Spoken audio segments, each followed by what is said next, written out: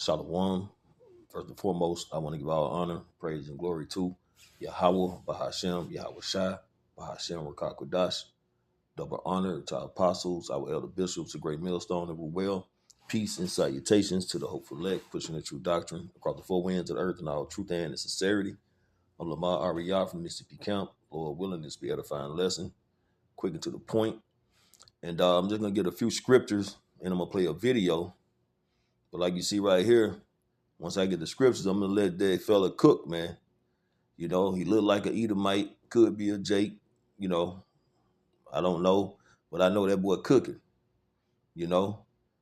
And Esau is against Esau, man. The nation is against nation.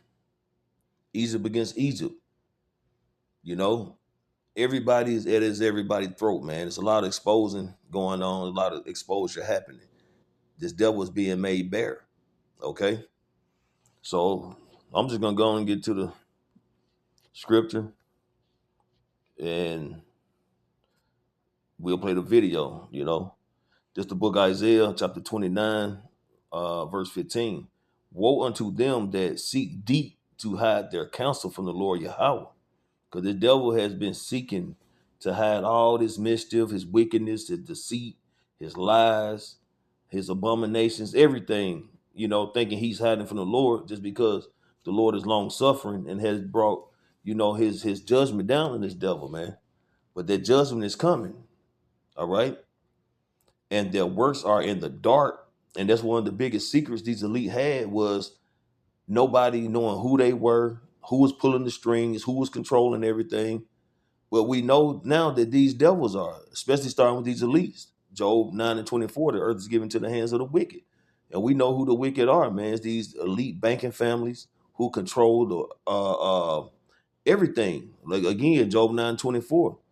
They control all the resources, they control and dictate both sides of wars. They do everything, man. The food, the air, they control, dictate the laws.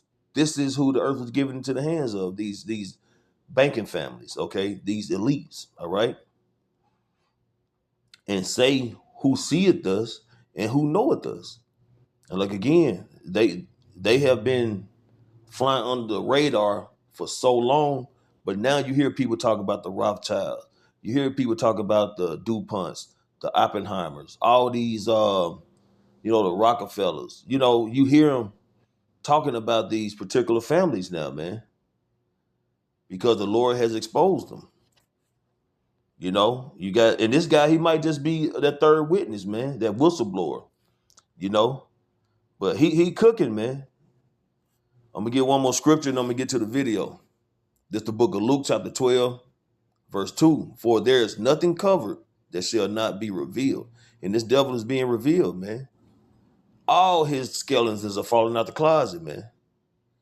Neither hid that shall not be known. And people are now finding out who really is the wicked, man. Who's the problem of the earth? Who really is the problem when it comes to the way society is run, the way the earth is ruled? It's this devil, man, Esau Edom. Okay, these elite, which falls under the banner of the so-called white people. Okay, so I'm gonna go and get this video, man. Lord willing, this is edifying. I want to give all honor, praise, and glory to Yahweh, Bahashem, Yahweh Shai, Bahashem, Rakakwadash. Double honor to our apostles, our elder bishops, a great millstone of Ruel.